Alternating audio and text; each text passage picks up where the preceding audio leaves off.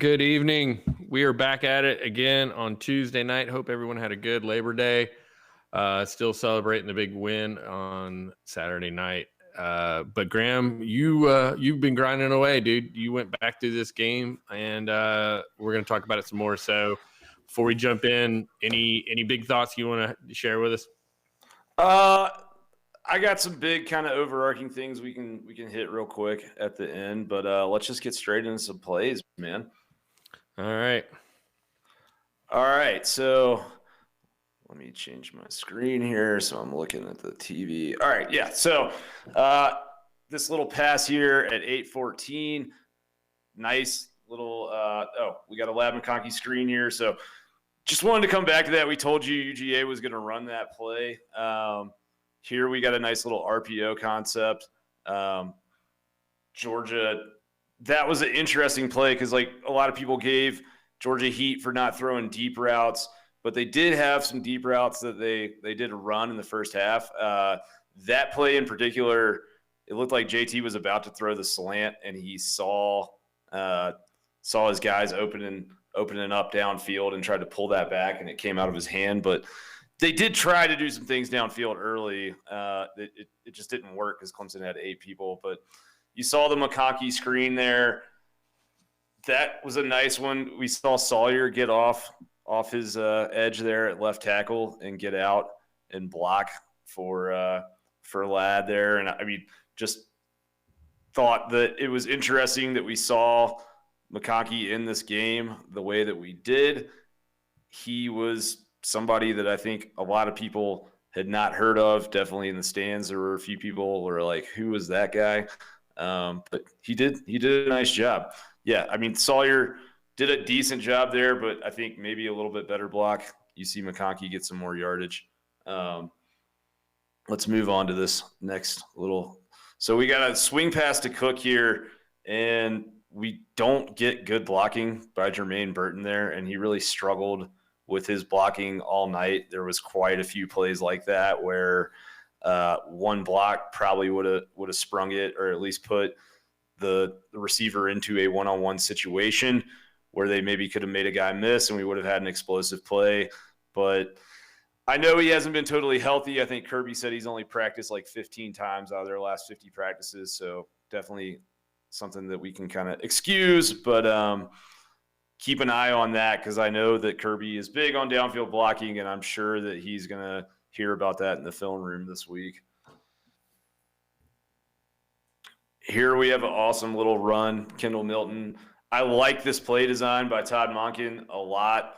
The Dawgs block down the line, and then Sawyer kind of turns back out for a seal there.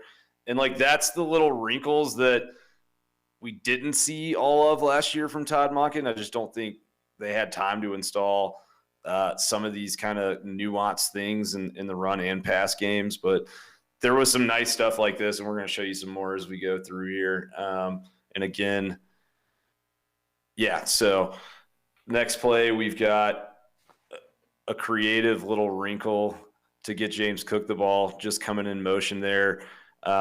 Rosemy's got 2 guys to deal with there. He does a pretty decent job getting hands on both.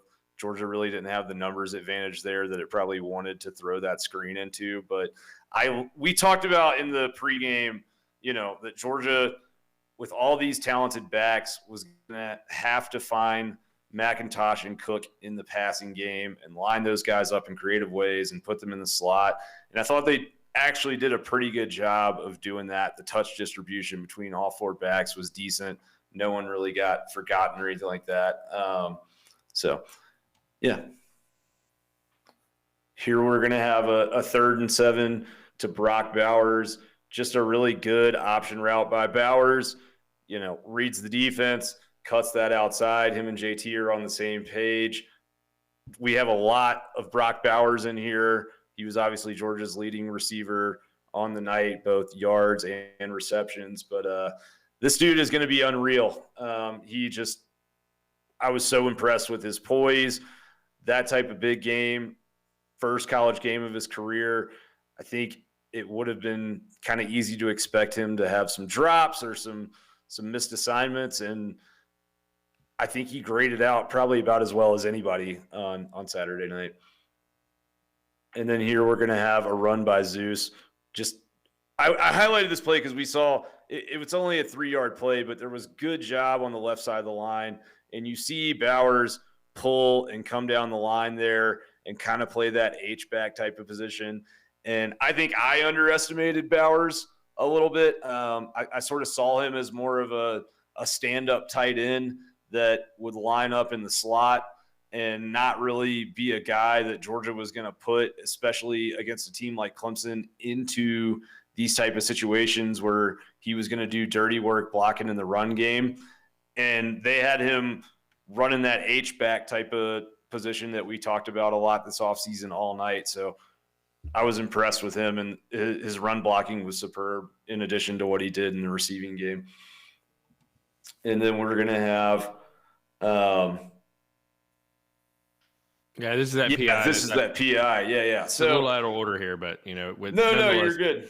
We're good. But I think, like Mitchell we're still waiting on him to have his first reception as a player for UGA. But I thought he did create some problems for Clemson. There was a couple pass interference calls that he drew. There probably should have been a third one that they put in on him. So I was impressed with just kind of his presence. He looks big and lanky and fast in person, and Clemson never really looked totally comfortable dealing with him on the field. So I think he's going to be a weapon. I think in a lot of games against a lot of opponents, we probably would have seen him have some explosives. But week one against a defense like Clemson, getting a few pass interference penalties was a big deal in a field position game like this. And, as hard as it was to move the chains, those were actually like big productive plays for the offense. To your point, you talked about the ball is going to come out quick. And they did the screens and quick runs and quick passes and stuff, but Clemson's a good defense. And we can't discount that they got on the ball and they made tackles. And I expect that, we'll do more with more weapons, but we're not making excuses. That's a good defense. Right. 100%. No. And I think that it's okay to look at this game and say there's things that you wish Georgia did better or did more of, but it's also okay to look at this game and say, there's all these wide receivers out. Darnell Washington is out. Clemson's defense returned 11 starters and is really, really good. And Georgia was able to put together a game plan that achieved the objective, which is to win. And if you had told me before the game that Burton was, as out of practice as much as he has been, and that Kyrus Jackson wasn't going to take any snaps at wide receiver, I don't know that we would have felt like Georgia had a shot at winning this game. Yeah. We got to win, dude. And those guys played great. It was, next man up, but we didn't get the ball downfield, but and I think you called it, you talked about it today. It's like, that was a good game plan. They were not going to put themselves, leverage. They wanted to, get every yard they could, and 3 yards, 4 yards, it was enough. And we won. And I know we. I'm with you, man. I'm with you. It's like I did not expect walking out of the stadium on Saturday night that I was going to be on Twitter on Sunday and Monday and Tuesday, like watching a bunch of people try to tear Georgia apart for having probably their best win as a program since 2017. Look, we all built it up. We talked about what we expected on offense. We had Brent Rollins on. He expected Georgia to set the scoring record. Now, that was in the middle of the summer. We didn't know, and again, and it's like everyone's saying we're making excuses, but we got to win against a top 5 defense, and you play to win the game. Like good old Herm Edwards keeps saying, keeps in the back of my head. So I do expect us to be a lot more efficient and explosive. And we've got some games to get healthy on and get right on. All right, so let's back into the plays, right? Yeah, for sure. So we got a Kendall Milton run here. I was just really, really impressed with Kendall on Saturday night. He looks quicker than last year. He's always been a big, strong back, but he looks even a little more lean and cut, but still still very, very muscular. And I just thought he was really good between the tackles in this game. And this game was kind of built for him and Zeus with the physical play. There you've got that 3rd and 1 to McIntosh. And that was one of the calls on the night that I think maybe was a little fair to question. I know Georgia was trying to go hurry up and go fast there, but against Clemson's D-line, I don't know that McIntosh was the guy to be running that up the gut right there. No disrespect to him. I think he's a great back and he does a lot of things well, but I think that's a play you'd probably rather have Zeus or Milton in the game. If you're going to, run in between the tackles against the stack box on 3rd and 2 when everyone knows it's coming.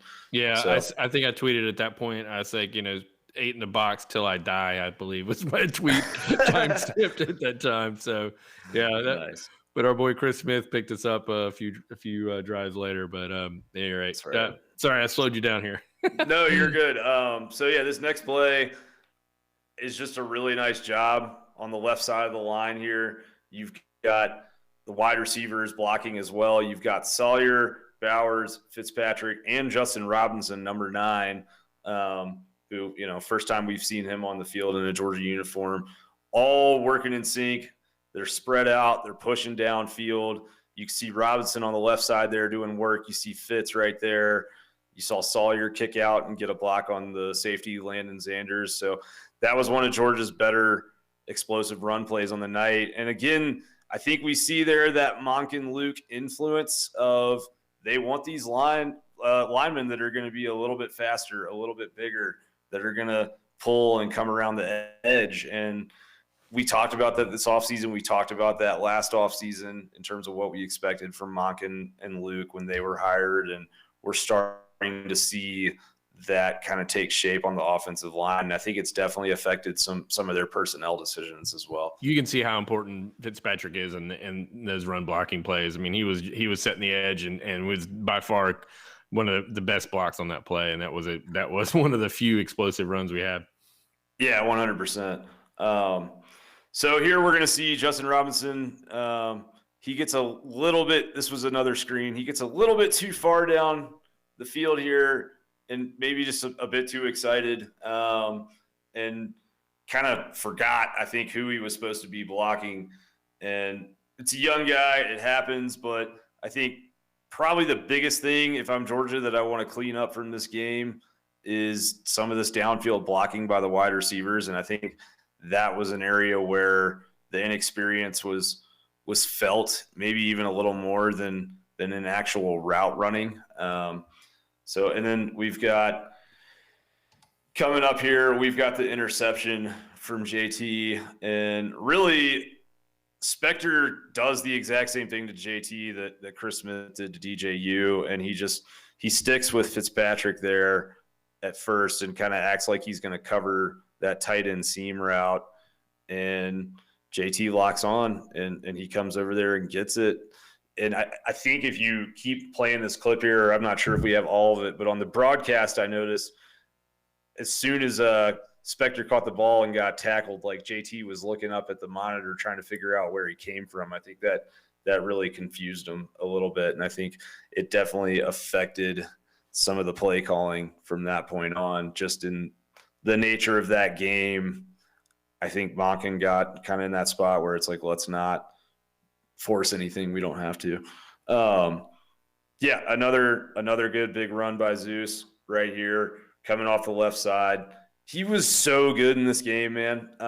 He looks like the 5-star back who we thought he was going to be coming out of high school before the injuries, and I really think he's going to have a big 21. But the lateral bounce here, the vision, very superb. Again, good blocking by Bowers and Fitz. This was a good moment from Burton as well. He does a nice job with the blocking, lined up there on the left side, comes up field, finds that safety. So that was one of Georgia's better plays on the night, I thought. And again, with Zamir, I think his vision is just at another level than it was maybe last year and the year before. He's not kind of running into the line quite as much, and he's doing a really good job of being patient and finding the holes and letting the play develop. Yeah, he's running back one for sure. Yeah, 100%. I agree with you there. Not the other guys aren't great because they are, but he's the whole package right now. So here we're going to have Jalen Johnson on the RPO. And I just think it's kind of crazy to take a second and look at who was contributing in the third quarter of the game. Johnson had a couple big plays on this drive. He had this catch, and he had an end around. And then he ran, but right here, he runs a nice route, and he sits down between the linebackers and the safeties. And this was something we talked about in our pregame was, these receivers and tight ends finding those spaces, sitting down in them and letting JT find them. And it was a good find by Daniels to pull it out of Cook's belly and throw it on that RPO read. So type of offense you want to see, good, productive play. Is this – yeah, all right. So this play was negated, but holy shit, what Kendall Milton does here is unreal, this lick that he puts on Landon Xander's. We now know that it actually ended Xander's season. He separated his shoulder with that hit. So thoughts and prayers to him. We don't, want anybody to be injured or anything like that. But I do think the flip side of that is it's rather impressive, the force and aggression that he is running with right now. Right. All right. So I love this call and design to Kenny McIntosh here. Clever job. UGA got a lot of beef down the field. Sawyer and Van Pran put the double team on the Clemson defender there. Both come through and knock them around. I think against a lot of teams, this play probably breaks open. Clemson's linebackers just run really well and read really well. But another one of these plays that we kind of talked about with Cook and McIntosh, where finding ways to get him out on the perimeter, get him touches in the passing game, basically functions as a long handoff. But I really, really liked even more than that, seeing if he cuts it up inside, downfield. I don't know if he cuts it up inside, he might have another 20 yards. But yeah, he got kind of bottled up. But that, look how far downfield we're getting blocking and stuff. That was a great call on you, Lisanis. I like that play a lot. Yeah, I think it's a fun one, and I think it's just there's a lot of fun, creative things like that in the Monken playbook. So here we're gonna have a little more Brock Bowers action. It's like G-Day all over again. Yeah, I know. I was thinking about Jeremy on Saturday night. Yeah. But yeah, I'm impressed with the chemistry that him and Daniels already have. They seemed really, really in sync. Bowers very disciplined with his route running, good soft hands. I think we're going to see him with a lot of big explosive plays this year. I don't know, how this game plays out. Maybe if he's not there from a blocking and receiving standpoint, he was extremely important in his first ever college game. So here we're going to see sack by Miles Murphy. Bad job by Warren Erickson here. Really, he doesn't pick up the delayed blitz. He goes into basically double team that guard with Van Pran and just misses. I'm sorry, not guard. He double teams the nose tackle there, but he misses the stunt with Murphy kind of coming around and wrapping behind the other defender there. And those are the type of things that you really just can't have. I thought he had some good moments in this game, and I thought he filled in pretty admirably considering that Ratledge was supposed to start. But here we have another bad block by Jermaine Burton. Credit to Andrew Booth, the Clemson corner there, who is very, very good and read that play like a book. But Burton has to get out there and do more than that. It just there's got to be more there because Fitz has his guy locked up. If Burton makes that block, you've got Cook one-on-one with a safety and a lot of grass, and that could turn into a really big explosive or even a touchdown. Here we're going to have this is the final drive, and I thought this was a nice wrinkle by Monken to get a yard when Georgia really had to have it. Thought it was kind of ballsy to call this sort of jet sweep action, but just caught Clemson a little bit off guard there. I'm not sure exactly what Sawyer was doing there. I think he kind of missed his block, but he was just enough in the way to not let it turn into a tackle for loss. Yeah, this is just a good cutback by Cook that saved the play, really, honestly, because if that's probably going to go outside and it's not there, and he just knows he's got to get a yard. So that's it was smart. Vision. I think on 1st and 10, he's probably trying to push that outside. I thought though that we saw that little jet sweep action again throughout the rest of that final drive. They ran those little jet sweep fakes to Cook a few times, and Clemson had to respect that. And I thought that it was a good way of keeping them from not just like bursting into the lanes, and they had to stay disciplined in their gap assignments. And then, yeah, we've got Zamir just icing it. Yeah. And I thought that SVP, Sawyer, and McClendon all have really nice steals here. And Erickson does a great job getting to the linebacker on the second level. I don't know if we can run that back one more time, but this is exactly what you want on every play. Van Pran coming up the field, putting a hat on that linebacker. McClendon has got a steal there, and Erickson is up in there somewhere. Yeah, he's on the left side there at that point. But all those guys did a good job, and that was that. It was one more knee. I think overall with Georgia's offense, before we move to the defensive side of things, I think there was times that Georgia maybe should have ran the ball a little bit more, but I also think that Georgia was trying to break tendency a little bit and keep Clemson from loading up the box.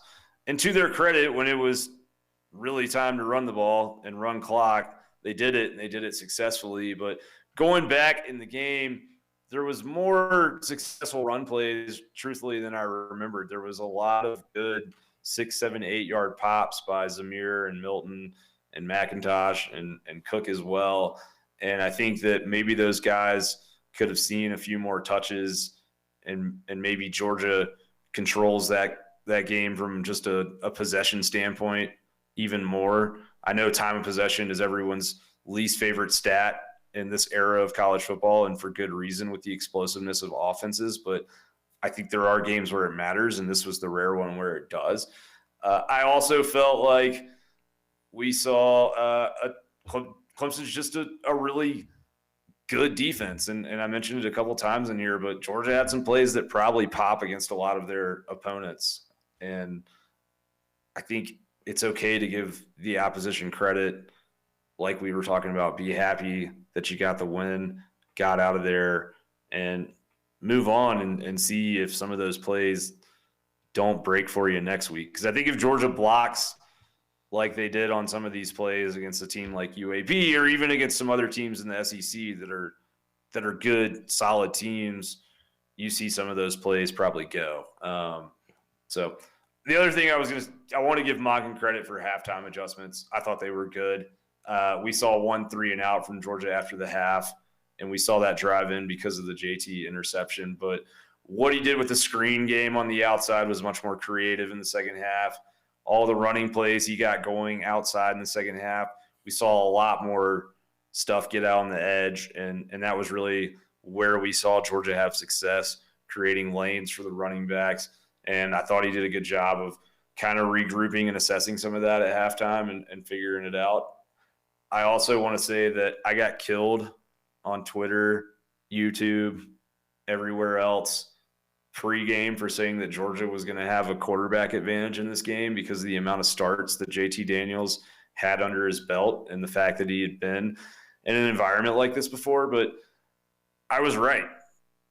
Not to be, rude about it or anything like that, but like JT Daniels was by far the more poised quarterback on Saturday night, and DJ was flustered. And I thought that JT didn't play a spectacular game. There were some throws that I think he would like to have back, but I also think that he executed at a much higher level than his counterpart, and that was probably the difference in the game for for Georgia, or one of the big differences in the game. I mean, the defensive line for Georgia definitely beat the offensive line for Clemson, but still there were plays. I mean, and you'll hear nerds, analytic nerds talk about that sacks are a quarterback stat as much as they are an offensive line sack. And I definitely feel like DJ was definitely held on the ball too long, and then in some cases just didn't move off his spot. He wasn't running the ball with, decisiveness. So I definitely feel like that the mistakes in the pocket were made by DJ, and JT kept us out of those for sure. Yeah. And the last thing I'll say too is, like, everyone's talked about how Georgia brought the physicality on defense, and they certainly did. And that was definitely where it was most noticeable in this game. But Georgia also brought a lot of physicality on offense, and the way that Zamir White and Kendall Milton in particular ran the ball and finished runs and punished guys, I think some of those body blows took a bit of a toll, and it paid dividends for Georgia in the fourth quarter when it was time to run the clock and pound those guys and finish out the game with the ball in their hands. God, there's just nothing better than a 4-minute drive when just all runs, dude. I'm sorry. It's still, I want to see us throw the ball down the field and be explosive, but that you still love that as a Georgia fan. 100%. No, you do, and you 100% should. You want to get in the defense?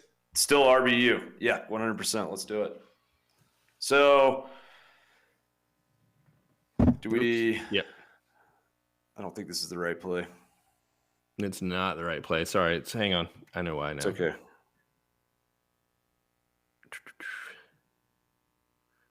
Let me see here. Yeah, this is why. Gonna be a little trickier here on this. Stay with us. Clip. What's the first one? You got 11? Yeah. Okay, there we go. All right. Okay, so we got Nolan Smith here. First third down of the game. I thought this really set the tone. Georgia's only bringing a 3-man rush. They're dropping 8, and you've got Nolan Smith straight up bull rushing a dude that is 60 pounds heavier than him, driving him back into GJ's lap. I thought that, tone setting type of play. Great job by Nolan Smith. Really nice to see him get that play early on in the season. Yeah. All right. Here we're going to see first play of the next drive. You get the pass interference on Ringo. I think he got handsy unnecessarily here, but I also don't think this was a good call. I thought the ball was uncatchable. I think if that passes down Georgia's sideline, it's probably not 15 yards. But I think with Ringo in general, my takeaway on him was best athlete on the field, absolutely freakish physically. He was never beat all night because he's so damn fast. He's just got to get his head around a little bit and learn to just have a little composure. Yeah, first game ever. It's okay. Don't get down on the kid. If anything, I'm more excited about him than ever after seeing just how physically impressive he is. But he'll learn some of that stuff, and he'll get his head around. And the good news is that none of it really cost Georgia majorly. Here we've got that 2nd and 4, and this stunt by Jordan Davis and Devontae Wyatt up the middle here is just really, really impressive to see the push they get. And I mean, we could pull almost every play of this game and talk about the push, but look at Davis shoot that gap. Look at Wyatt come right behind him. Like, if DJ doesn't get rid of that ball, they probably make him into a sandwich. And then this is the Nakobe sack. He just was a whole nother level on Saturday night, and he looks like a first-round linebacker. I haven't seen Georgia with a linebacker that is reading things as quickly as he is since Roquan. Just really impressed with him.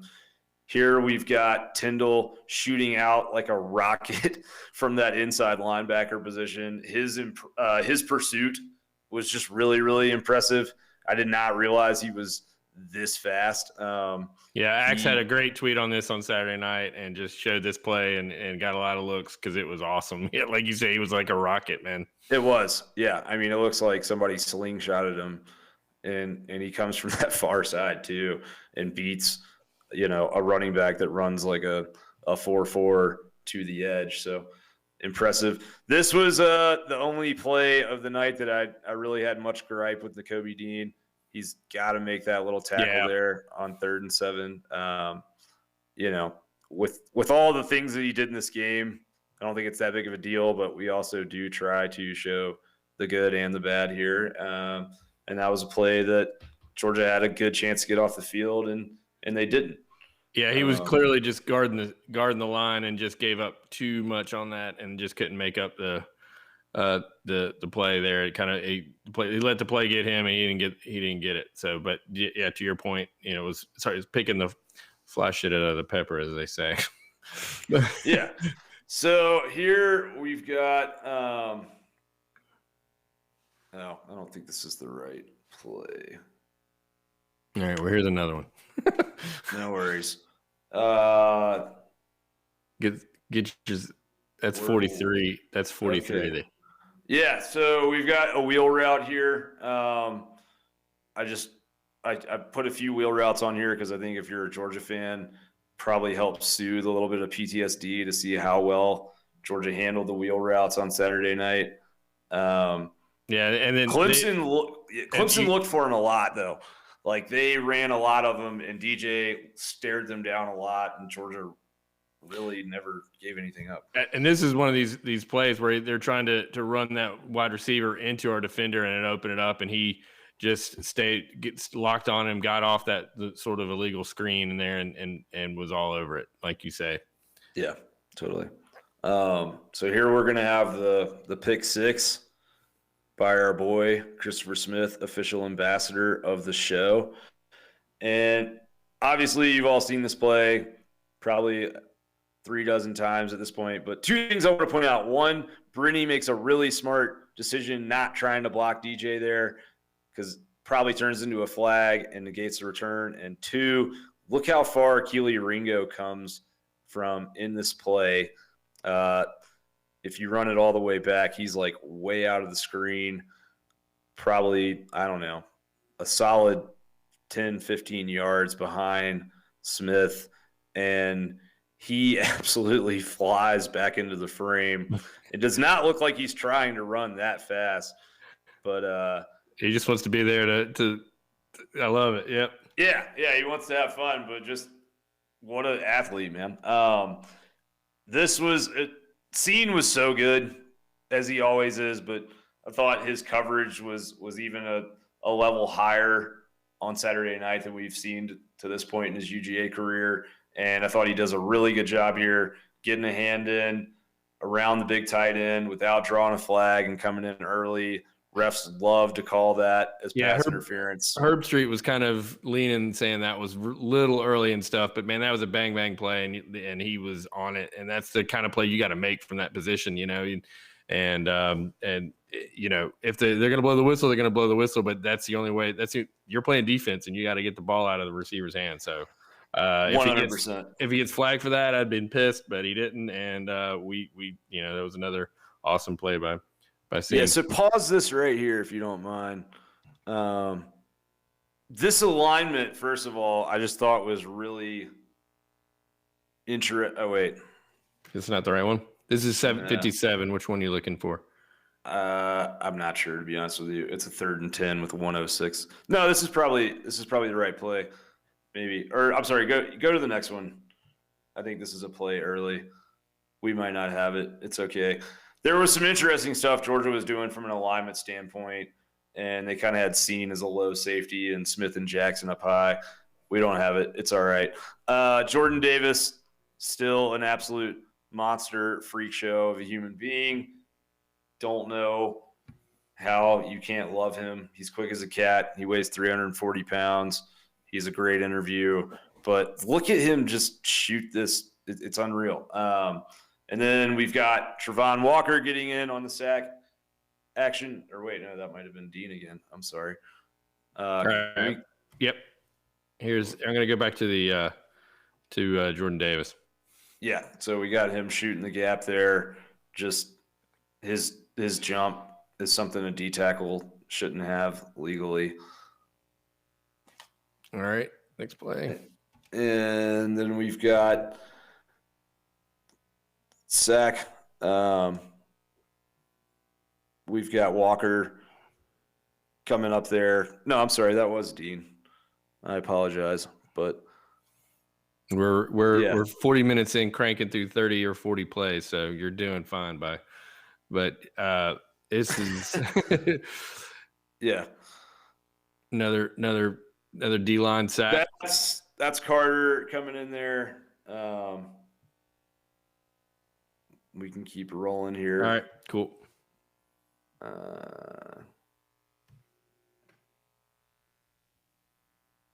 Back-to-back sacks. Yeah, all these sacks. Anderson that time. Just sacks after sacks on sacks. All right, we're at 92 here. Here's the Trevon Walker play, I think. Yeah, that's him right there. Nice. Okay, so I thought it was impressive that he came from the D tackle spot there. We've thought of him as a D end throughout his career and did a really good, little swim move there, and it's kind of a stunt deal. But I was impressed with Robert Beal, number 44. He's a guy that's been on the roster forever, hasn't gotten much burn. I think a lot of Georgia fans probably assumed he was going to be kind of a Nate McBride type that never really saw too many significant snaps, and he had some good reps on Saturday night. Did a really good job timing his blitzes. Yeah, it's a good job by him. Here we've got Channing Tindall one more time, taking off like a rocket, and he was sticking in coverage all night and just did a really good job whenever he was in the game. I think he probably merited a little bit more playing time after his performance. And then here we're going to have – I thought this was a very key play. Clemson gets a first down here, but they have a good numbers advantage here because Brinny's going to come on this blitz off this bottom side. And all of a sudden you've got two blockers on one guy. Christopher Smith jets in there and makes it 2-on-2. But Darion Kendrick did a really good job fighting, holding off. And all we heard all offseason from Clemson people was, we're glad you have Kendrick because he can't tackle. Well, guess what? He tackled pretty well on Saturday night. Here was the other Ringo PI. I thought, same stuff. This ball is probably uncatchable. He's just got to get his head around. But it's one of those things where I would take a DB with his athleticism who is still kind of learning some things about the position any day over a guy who is technically sound but just doesn't quite have enough top-end speed or size to hold up in a game like this. This may not be Scene's best play, but it certainly was the biggest. So this was Brinny. Oh, Brinny.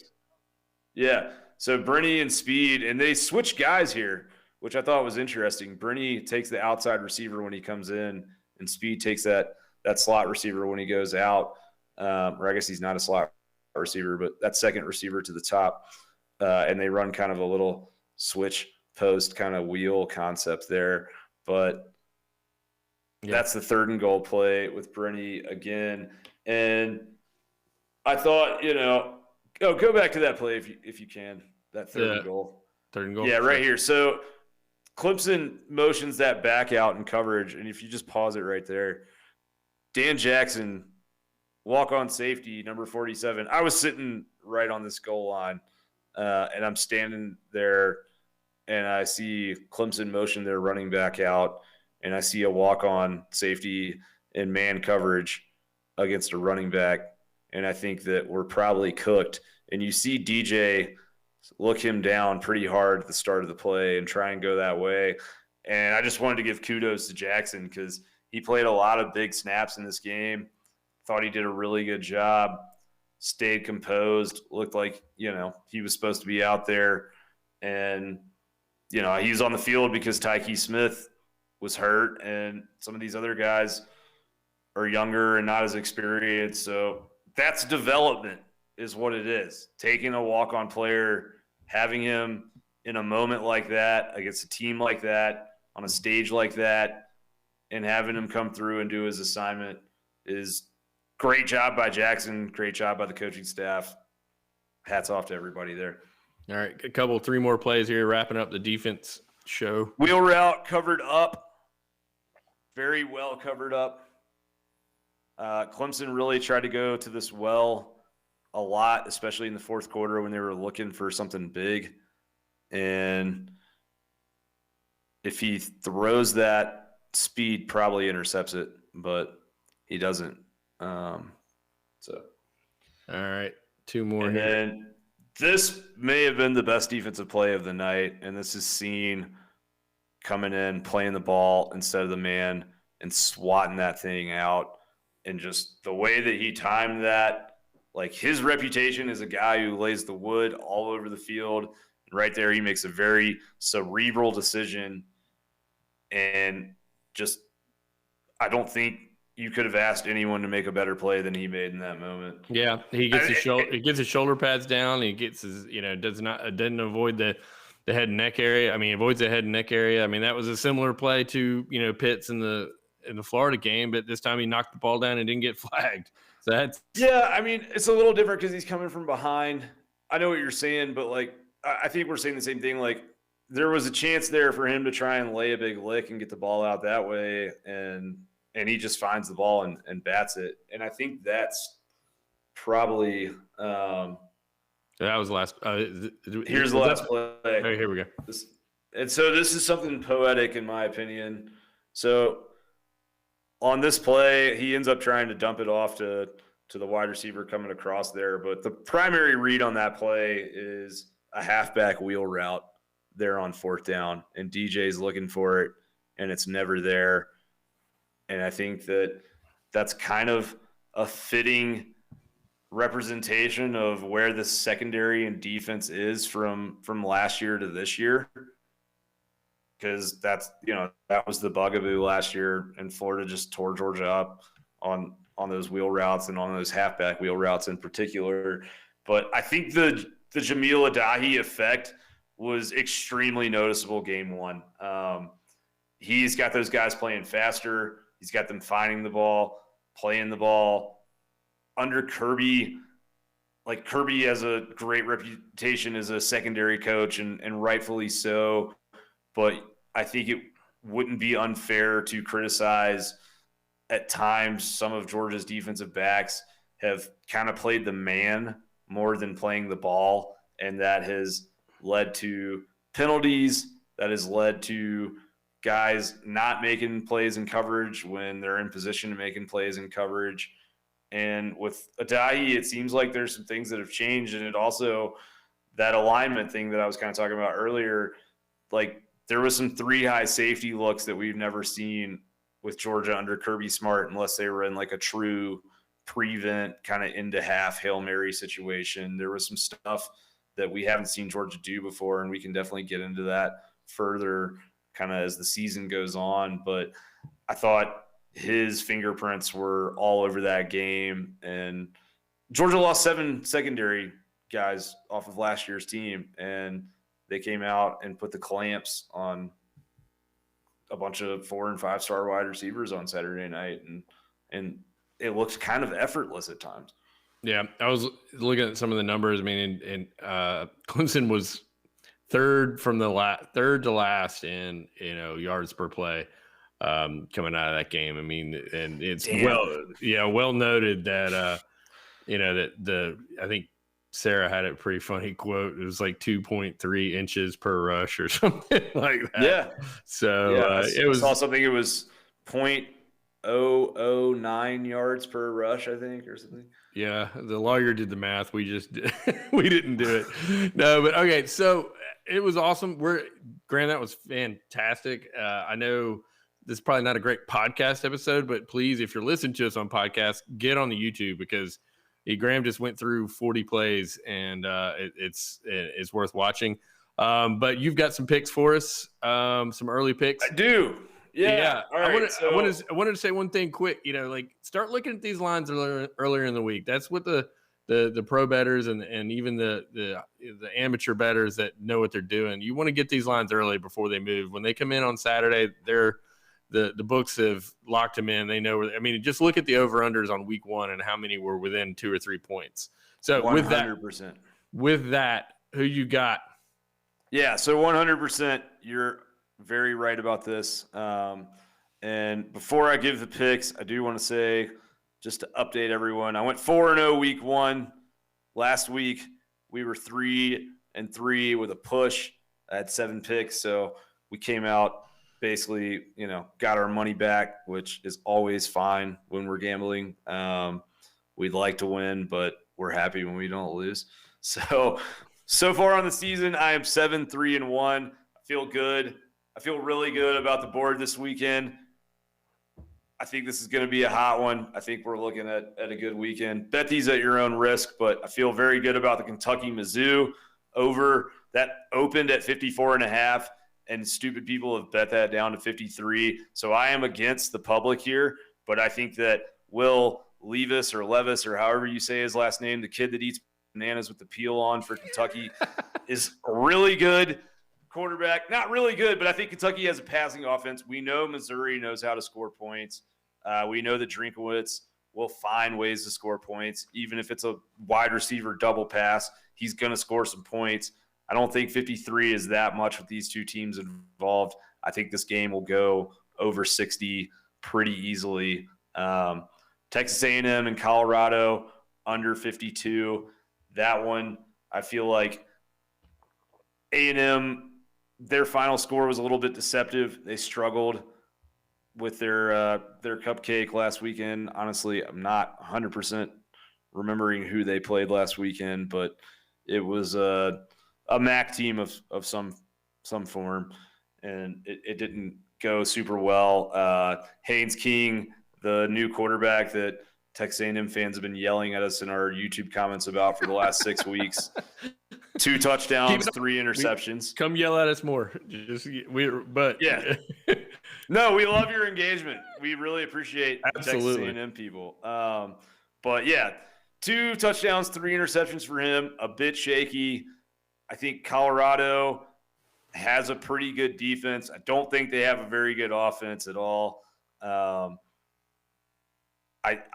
will probably end up maybe sprinkling a little bit on the spread in Colorado here, but I'm not positive yet, so I don't want to give that out. But I feel very, very strongly this is going under 52. Question marks on offense all over the place for both these teams. So Pitt, Tennessee over 52.5. That's probably the play that I feel. No, it's not. But anyways, Pitt, Tennessee over 52.5. Tennessee, bad defense, okay offense. Pitt, pretty good offense. I think this is going to be more than a 26-26 game. This pick'em NC State at Mississippi State it seems like that looks like a good bet to me.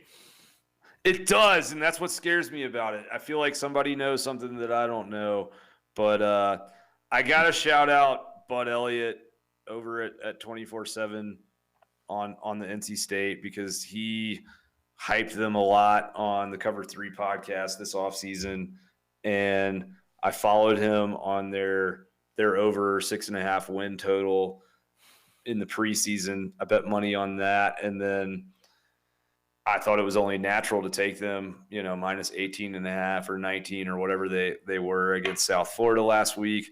They won by like 42.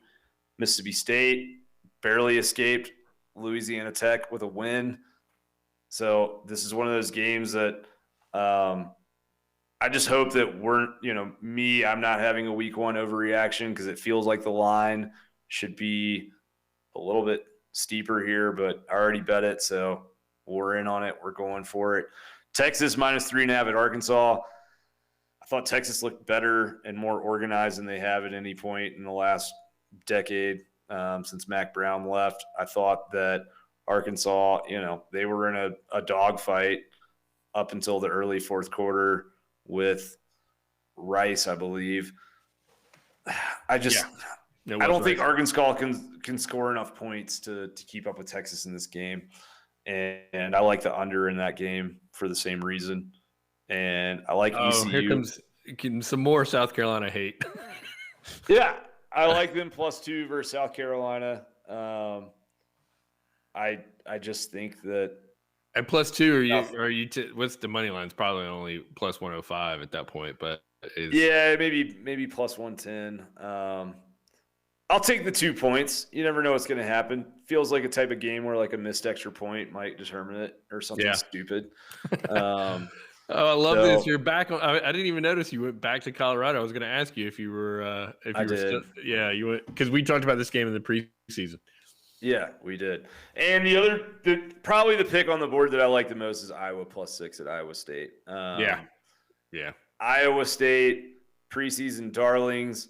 Lots of people love them. They beat Northern Iowa by 6 points last week. Iowa smoked Indiana, and that score was a little bit deceiving because their defense had a bunch of turnovers. They only scored 3 points after the half. So I don't think the Hawkeyes are some kind of offensive juggernaut, but I think they're good enough to beat Iowa State straight up. I think they will beat Iowa State outright. They haven't lost to Iowa State in 6 or 7 years. I just reset our ticker on the defensive success rate because you'll see Georgia #1, Iowa #2. So that's impressive. Yeah. I mean, and our friend Ed Fang has them as one of the better defenses over the last 5 years. He does. Yeah, I forgot about that. Yeah, he has them rated really high. He likes Iowa. So Ed's a lot smarter than I am when it comes to this stuff. So if he likes them, I don't know if he's 7-3 though. I don't know. I was thinking about him with the UNC game the other night because he was big on Sam Howell. But if you don't have an offensive line or many wide receivers, doesn't really matter how good a quarterback you are. All right, we're at 50 minutes. That's a long show, but we packed it in, man. That was awesome. Thanks for getting all these plays rolling. And we're gonna be take a day or two off, but we're gonna be back at it. I've got the Alabama Birmingham versus Jacksonville State game cut up. We're gonna show some of those plays, and so you'll familiarize yourself with what they're doing. They've got a really good defense. We've talked about it a bunch. So Georgia's offense, I'm sure, is not going to be much healthier than it was. So look for possibly another inexplosive game, whatever the word is there. But at any rate, I'm looking forward to getting to that. Graham, thank you very much. Please follow us on YouTube. Our subscribers are inching up, and we appreciate all you guys. Getting a lot of interaction. We try to get all those comments, and we appreciate you following along there. And also check out our podcast. Rate and review us. We love to keep those reviews up and try to get some more people listening to that stuff. And follow us on Twitter. Graham is Dog Out West. I am Dog_stats. We were both writing for dogsports.com, and our friend Sarah dropped a really awesome piece on Georgia's defense today. There's always good stuff on there. Yeah, go read that for sure. And with that, Graham, you got anything else before we get out of here? No. All right. But keep Kirby Smart's name out of your mouth. You did a good job last weekend. Stop stressing about the offense. If you're a Georgia fan, don't fall into the baiting of rival fans and stuff like that who want to discount the best win of the college football season so far by anybody and troll you over, the stat line of a game that was dictated by defense and was very much old school.